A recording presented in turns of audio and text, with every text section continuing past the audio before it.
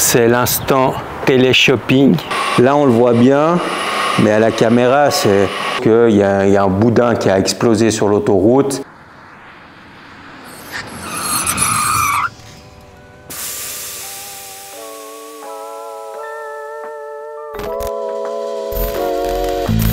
Les amis, bonjour et bienvenue dans l'épisode 48 d'une semaine chez Bellecroix Cars.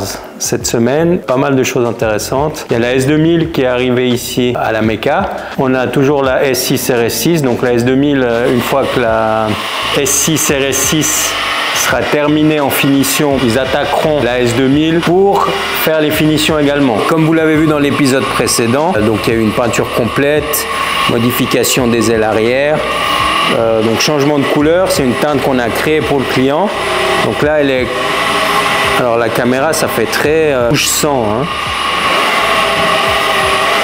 Donc là, elle est sortie de cabine. On l'a ramenée en haut et là, après, elle aura le droit à ses finitions. En parlant de finition, justement, Nathan et Laurent. Nathan que vous connaissez, Laurent Car Cosmétique Forel, qui sont à deux en train de s'occuper des finitions sur la S6 RS6 pour lui donner le plus bel effet. Donc la voiture, elle a été entièrement poncée. Vous voyez, ici on voit, hein.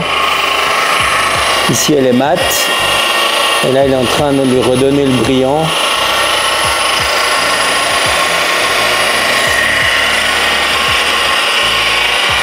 C'est beaucoup de travail. Le toit était entièrement fini. Je montre. Donc là, on se rend bien compte du rendu. Si vous regardez ici le reflet des fenêtres, on se rend compte que c'est effet miroir. Hein. Et là, dites-vous qu'il n'y a pas encore la céramique qui est posée. Laurent, on est d'accord, la céramique va donner un peu plus de profondeur encore. Encore un peu plus de brillance. Et puis surtout, là ça paraît déjà bien, mais on n'a même pas encore fait la finition. Là, on est plus à la phase de cut pour enlever la peau d'orange. Après, encore la finition pour vraiment donner le bel aspect vraiment beau lisse avec les beaux reflets, les belles paillettes. Et puis la céramique apportera cet effet brillant et surtout le côté hydrophobe pour faciliter les entretiens. Mais ça amène un peu de brillance en plus. Ouais. Donc là, j'essaie de vous montrer un endroit qui n'a pas encore été travaillé. Donc là, elle est couverte. Mais là, on se rend compte aussi de la couleur. Donc ça, c'est le résultat auquel on aime arriver. La couleur est incroyable. J'espère que... Et ça, c'est quand ça sort de la cabine. Vous voyez, on a cet effet... je sais pas si... Il y a des couches aussi vernies. Voilà, il y a beaucoup de couches, mais ici on a cet effet qu'on appelle peau d'orange. Hein, c'est comme une peau d'orange. Même au toucher, hein, c'est structuré. Et une fois qu'on a fait les finitions, qu'on a retravaillé la peinture, on arrive à ce type d'aspect très lisse. Donc, dans cet épisode, on va s'occuper des deux voitures qui sont là, parce qu'il faut qu'on les termine pour pouvoir les rendre aux clients, parce que les beaux jours arrivent et ils veulent en profiter rapidement. Donc il y a ça, on va aussi travailler sur la M3 E36 coupée qui est à l'atelier. On a la RS7 en carrosserie, je pense que je vais vous montrer. Enfin voilà, il y a pas mal de choses, là j'ai pas tout en tête. Mais en tout cas, nous on se reprend comme d'habitude dès qu'il y a quelque chose d'intéressant à vous filmer. A tout de suite les amis. Les amis, on se reprend dans cet épisode, c'est l'instant télé-shopping. Je voulais vous parler de cette petite BM qu'on a repris et un peu améliorée, qui est en vente. Donc si ça peut intéresser quelqu'un, je vous en fais profiter. BMW F31, donc c'est une 320D. Donc 2 litres diesel, 184 chevaux, 184 chevaux. Elle a des suspensions H&R ultra low. Elle a les jantes en deux parties pour les connaisseurs. Voilà. Elle a le pack M extérieur complet. Donc on le voit, hein, pare-choc. Elle a le pack M intérieur, je vous montre. Donc pack M intérieur. Avec les sièges, je trouve ces sièges plus beaux que le cuir personnellement. Qu'est-ce qu'on a fait? On a fait des petits détails en Alcantara. Ici l'insert sur le tableau de bord, les poignées de porte, les 4 sont faits en Alcantara. On lui a installé un volant M-Perf avec la bague à midi perforée. palette en carbone. Puis voilà, elle a 100, je sais plus combien, 157 000 km. Elle est en parfait état, full entretien BM, elle a toutes les options qui vont bien, elle a l'affichage tête haute. Enfin voilà, une belle petite occasion, si ça intéresse quelqu'un, un petit message, un email ou bien un commentaire. Et puis ben, elle est à céder. C'est une belle auto, elle a les pneus neufs, on a mis 4 pneus neufs Bridgestone. Donc franchement, puis ça fait 350 000 km. Hein. Mon E46, c'était la même base moteur. Donc voilà, pour la petite minute télé-shopping, je vous montrerai dans cet épisode, on a une autre voiture qu'on a rentrée, une 120D coupée, même moteur. Enfin, vous verrez. Donc on se reprend dès qu'il y a quelque chose d'intéressant. Les amis, nouvelle journée dans cet épisode. On est au garage, toujours en train de faire les finitions. Vous avez été nombreux à me demander plus de détails sur la finition. Il y a plein de questions qui sont revenues en message privé ou en commentaire sur la dernière vidéo. Par rapport à la finition, pourquoi on le fait de cette manière, pourquoi on passe autant de temps, pourquoi on ponce avec plusieurs étapes. Enfin, voilà. Et là, je pense que c'est un petit peu l'occasion de vous expliquer en détail les différentes étapes, parce que c'est clair que si on n'est pas forcément du métier, ça va pas parler à tout le monde, les différents grains de papier, etc. Je vous explique. Donc, pour commencer, sur les papiers de verre, au dos du papier, vous prenez n'importe quel type de papier de verre, n'importe quelle marque, vous avez un chiffre qui est écrit. Là, je prends un exemple. Celui-ci, donc vous voyez, c'est 2000. Donc, ça, c'est le type de grain. Le grain, c'est la partie abrasive du papier. Donc plus votre chiffre est petit, plus il est abrasif. Pourquoi? Parce que c'est le nombre de grains au pouce carré. Merci Nathan. Nathan est là, Nathan est de retour, Nathan va mieux, Nathan se soigne, donc c'est chouette. Plus votre chiffre est petit sur votre papier de verre, plus votre papier de verre va être abrasif. Donc plus les rayes vont être profondes et plus les rayes vont être importantes. Donc quand on peint une voiture, avant de peindre une voiture, on fait 120, 240, 380 et 500. Et même on peut aller jusqu'au 800 avant d'appliquer la peinture. Ici, étant donné qu'on est, la peinture est faite, le vernis est appliqué, je vais essayer de vous montrer, voilà. Ici la S2000, elle n'a toujours pas encore reçu de finition. Je vais essayer de vous le filmer, mais je ne sais pas si ça va se voir. C'est compliqué. Ah si, là on voit en haut, là.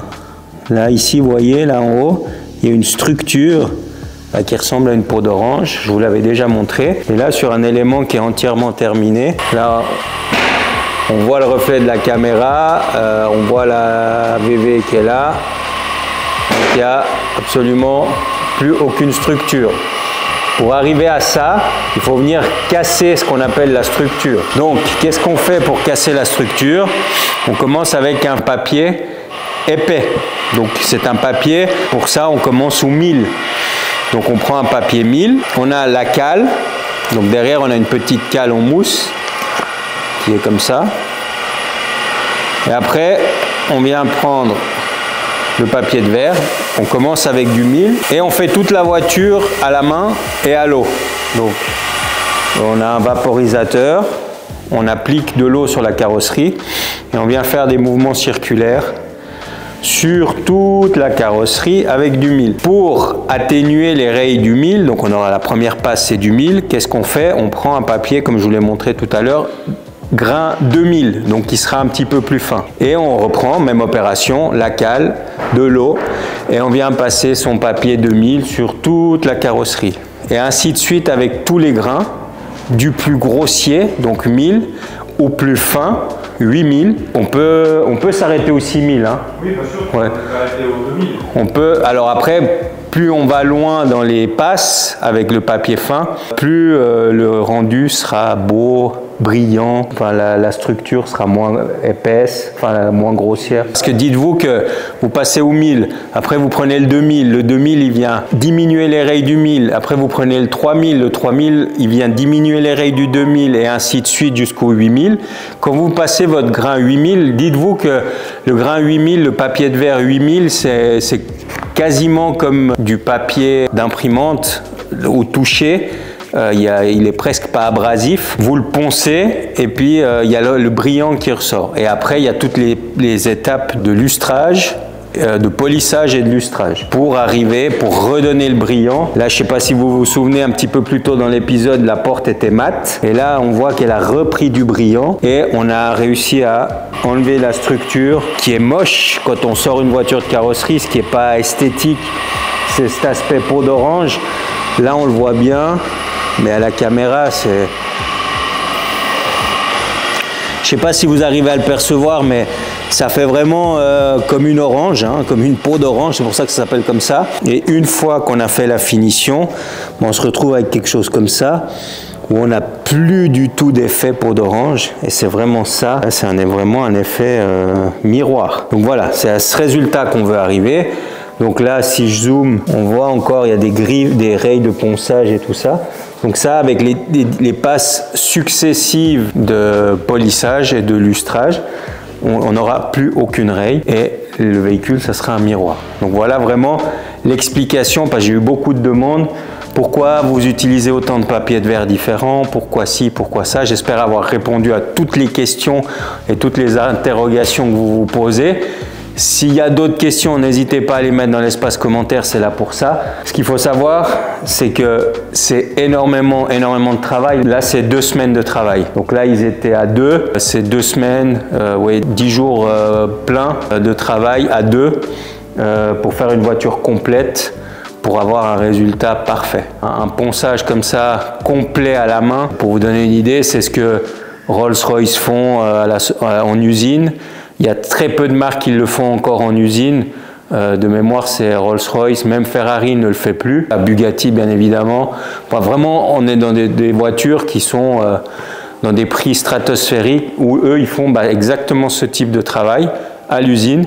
Mais sinon, toutes les voitures modernes de série, vous prenez une Audi, une BM, même si vous achetez votre Audi 200 000, vous achetez une RS6 C8 neuve, ça vaut 250 000, elle n'aura pas ce type de travail, et puis vous aurez toujours un aspect peau d'orange sur la carrosserie. Alors ce qu'il faut savoir, c'est que sur une peinture d'origine, on peut faire ce travail et atténuer l'aspect peau d'orange d'origine, mais il y a toujours un risque parce que ils mettent de moins en moins de vernis sur les voitures, et puis là la voiture elle a un double vernissage, donc il y a quand même un petit peu de marge au niveau de l'épaisseur du vernis pour venir poncer et attaquer afin de pouvoir lisser la carrosserie. Donc voilà, j'ai été long dans mes explications, j'espère que c'est clair. Sinon l'espace commentaire, vous savez, il est là pour ça. Et puis nous on se reprend parce que je vais continuer avec les explications, parce qu'on m'a demandé par rapport aux suspensions pneumatiques des explications. Alors je vous reprends pour les explications suspension. À tout de suite. Les amis, on continue cette vidéo avec ce petit tuto. Je reçois énormément de messages sur Instagram ou bien dans les commentaires des vidéos YouTube qui me demandent d'expliquer comment ça fonctionne une suspension pneumatique, les avantages, les inconvénients, tout ça. Je pense que c'était important que je vous explique parce qu'on a une réputation en tout cas d'être les spécialistes dans le domaine. On en fait énormément, on fait toute la partie homologation en Suisse, on s'occupe de tous ces aspects-là.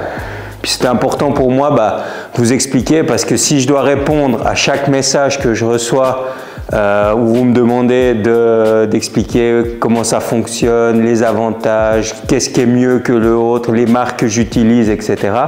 Là au moins comme ça, je vous fais dans cette vidéo une petite explication, ça va prendre une dizaine de minutes, donc si ça vous intéresse pas, vous skippez et c'est la fin de la vidéo. Comme ça, vous savez de quoi on va parler dans les 10 prochaines minutes. Du coup, la suspension pneumatique, qu'est-ce que c'est? Alors c'est très simple, pour les gens qui n'y connaissent absolument rien. J'ai pas de ressort, j'aurais dû vous préparer un ressort d'origine. Une suspension, il y a 2 éléments principaux.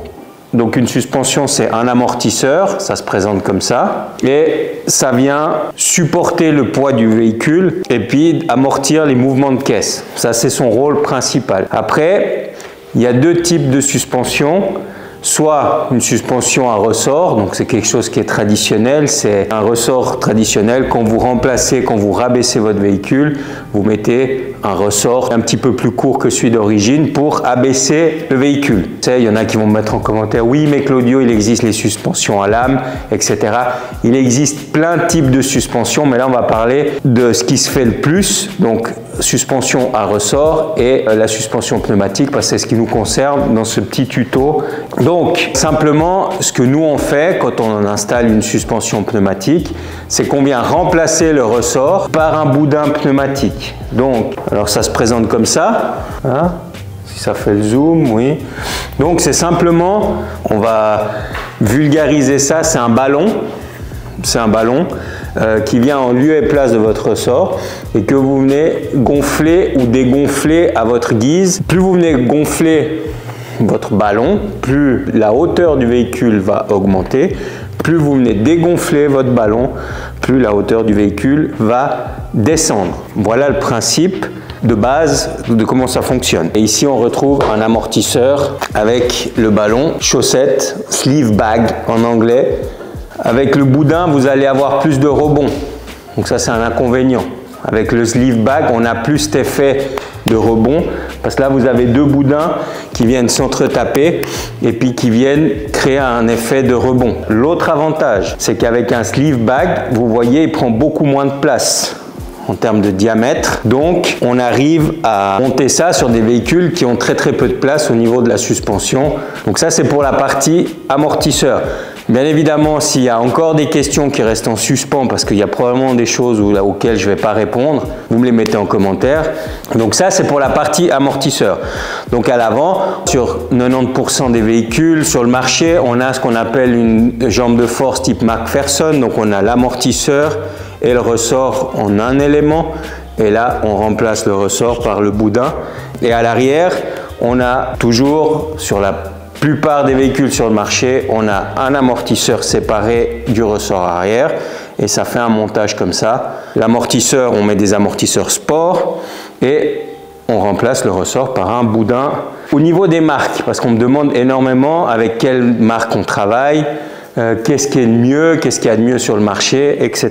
Nous, ici, on a l'habitude de monter, ça s'appelle Fahrwerk, c'est allemand, c'est fabriqué en Allemagne, c'est monté sur un amortisseur sport KW. Donc, je vais essayer de zoomer. Voilà, donc on voit ici, hein, amortisseur by KW. Donc l'amortisseur, c'est un amortisseur en inox, donc exactement comme les combinés filetés KW. La seule différence, c'est que on a supprimé la partie ressort et on vient mettre notre boudin. Après, une autre marque que j'aime bien, c'est Bilstein. Donc même chose, hein, toujours amortisseur sport avec toujours les mêmes boudins. Donc boudin chaussette de la marque Continental, aussi fabriqué en Allemagne, donc très bonne qualité. Je vous dis, ça fait 5 ans qu'on monte ça maintenant. On n'a jamais eu un éclatement d'un boudin qui a fui. Alors bien évidemment, ça sera plus cher qu'un kit chinois que vous achetez sur différents sites asiatiques. Donc un kit de suspension pour une Golf 7 GTI par exemple, en Fahrwerk, on va tourner, ça va débuter à 3000, un peu plus de 3000 prix de départ. Après ça va dépendre parce qu'on peut les avoir en variante 2, donc avec le réglage de la dureté, on peut les avoir avec le DDC, donc le châssis adaptatif. Il y a plein de choses, mais ça débute autour des 3000 pour uniquement le kit de suspension. Donc ça, c'est ce que nous on monte et c'est ce que nous on préconise à nos clients. Sachez que j'ai déjà eu des demandes pour faire de l'installation d'un kit chinois. Ça, on ne le fait pas pour des raisons de sécurité, parce que j'ai pas envie de faire un véhicule et que le client fasse un accident à cause qu'il y a un boudin qui a explosé sur l'autoroute. On monte uniquement le matériel qu'on vend nous et qu'on connaît et qu'on est sûr qu'il n'y a aucun souci avec ça. Après, pour faire fonctionner votre suspension pneumatique, étant donné que ça fonctionne avec de l'air, vous vous doutez bien qu'il faut quelque chose pour générer de l'air. Donc, on utilise un compresseur. La même chose, il y a différentes marques, de tous les prix, de toutes les tailles. Donc ça, c'est après propre à chaque installation. Au niveau des compresseurs, ça se présente comme ça, hein. C'est un petit compresseur que vous branchez, c'est du 12 volts. Donc, grâce à cet appareil, vous allez générer de l'air. Et après, l'air vient stocker dans ce type de choses. On appelle ça une cuve ou un tank. C'est indispensable pour faire votre installation suspension pneumatique. Et après, la dernière chose qu'il vous faut, c'est une gestion électronique. Alors là, c'est la même chose. Vous trouvez des gestions sur des sites asiatiques à partir de, j'ai vu ça, 400 $. Et après, ça monte, pour celle qu'on monte nous, c'est la plus onéreuse du marché. On est sur une Airlift 3P. À mon sens, pour en avoir essayé beaucoup, c'est ce qu'il y a de mieux sur le marché à l'heure actuelle. 2002, je crois qu'on est aujourd'hui, c'est le prix. Donc, c'est le prix de la gestion. Donc, ça se présente comme ça, hein. C'est très compact. Vous avez le boîtier électronique avec un faisceau et une télécommande, simplement. Franchement, si vous installez ça, on a déjà vendu, je sais pas, je pense en 5 ans. Ouais, allez, 350 kits, on a déjà monté plus ou moins en 5 ans. Donc, on a eu quelques retours en garantie, mais c'est vraiment, c'est de l'ordre de 1 ou 2% sur la quantité qu'on en a vendu. D'ailleurs, mettez-moi en commentaire si vous avez eu des mauvaises expériences avec des installations, avec certaines marques. C'est intéressant pour nous d'avoir votre retour. Nous, on monte ce type de matériel, on sait ce que ça vaut, on a très peu de retours, mais peut-être vos expériences avec le pneumatique, parce que j'ai énormément de clients qui me disent « Non mais moi le pneumatique, je veux plus en entendre parler, j'ai eu que des mauvaises expériences, c'est déjà arrivé plusieurs fois. » Je leur ai dit « Faites-moi confiance, on vous l'installe, on vous installe le matériel que nous on préconise. » Et les clients sont ravis et en fait ils ont eu des mauvaises expériences parce que ça avait été soit mal installé, soit du mauvais matériel. Donc voilà, à mon avis, si vous avez du bon matériel bien installé, la suspension pneumatique, vous y goûtez une fois et vous ne reviendrez plus à la suspension traditionnelle. Le plus gros inconvénient de la suspension pneumatique, c'est son prix. Clairement, vous prenez par exemple une suspension ST, donc c'est la sous-marque de KW avec la même technologie à l'intérieur. La seule différence, c'est que vous avez un corps Galva et pas inox, corps d'amortisseur. Vous débutez par exemple pour une, je sais pas, prenons une Golf 7 GTI parce que voilà, il y en a beaucoup. Débutez à 1200 pour un kit de suspension complet, alors qu'un kit de suspension complet pour la même voiture, suspension pneumatique, va vous coûter, allez, 4 fois le prix. Les autres inconvénients, je ne vois pas tellement d'autres inconvénients, hein. Si c'est bien installé, ça ne fuit pas. Si vous avez une bonne gestion électronique, ça fonctionne bien. Enfin, franchement, à part le prix, je ne vois pas d'autres inconvénients. Les avantages de la suspension pneumatique, c'est vous réglez la hauteur comme vous voulez. Ça, c'est un avantage indéniable. Vous devez rentrer dans un parking, vous devez passer un dos d'âne, peu importe, vous levez la voiture. Franchement, c'est top à ce niveau-là. Plus vous roulez bas, plus c'est confortable. Au contraire d'un combiné fileté, plus vous roulez bas, plus c'est dur, plus c'est tape-cul. Donc voilà un petit peu pour la suspension. J'ai essayé de vous montrer les différents types de suspension, les différents types de systèmes pneumatiques. J'espère avoir répondu à toutes les questions. Je la fais courte. Je n'ai pas envie de faire 1h30 là-dessus. Je n'ai pas envie de vous ennuyer avec ça. Si vous avez d'autres questions par rapport à la suspension pneumatique, parce qu'il y a encore plein d'éléments, hein. Là, on rentre après plus dans le technique. Est-ce que pour votre voiture, il faut faire un montage en 1/4 ou en 3/8? Enfin voilà, il y a plein de choses. Est-ce qu'il faut un compresseur, 2 compresseurs? Est-ce qu'il faut une cuve, 2 cuves? Donc voilà, on ne va pas trop aller dans les détails parce que sinon, comme je vous dis, je vais vous perdre. Donc là, je pense qu'on a survolé l'aspect suspension pneumatique. J'espère avoir répondu aux gens qui m'ont écrit dans les commentaires et en message. J'espère que j'ai été clair. S'il y a des questions en suspens, vous me les mettez en commentaire, j'essaierai d'y répondre. Et puis marquez-moi en commentaire si vous voulez une vidéo dédiée à la suspension pneumatique avec vraiment toutes les possibilités, les différents montages, enfin voilà, ça vous me le mettez en commentaire, l'espace commentaire est là pour ça. Voilà les amis, on touche au but, c'est la fin de cette vidéo. Moi comme toutes les semaines, il me reste à vous remercier de votre fidélité parce qu'on est de plus en plus nombreux sur la chaîne et ça c'est cool. De commenter, de liker, de partager cette vidéo au maximum pour qu'on continue à augmenter. Maintenant, on a passé le palier des 20 000. D'ailleurs, tirage au sort du volant de l'Audi lundi et vous aurez la réponse dans la vidéo de la semaine d'après, celle de la semaine prochaine, où vous aurez la réponse qui a gagné le volant de l'Audi. Parce qu'on me demande aussi, c'est quand le tirage au sort, ça a été dit dans la vidéo, le tirage au sort c'était jusqu'au 15 avril et lundi nous serons le 15 avril. Donc voilà les amis, aussi abonnez-vous, hein, c'est gratuit, ça coûte rien, ça pousse la chaîne et l'objectif maintenant c'est 50 000, donc en route pour les 50 000 abonnés les amis. Moi je vous fais de gros bisous, portez-vous bien et à la semaine prochaine. Ciao les amis.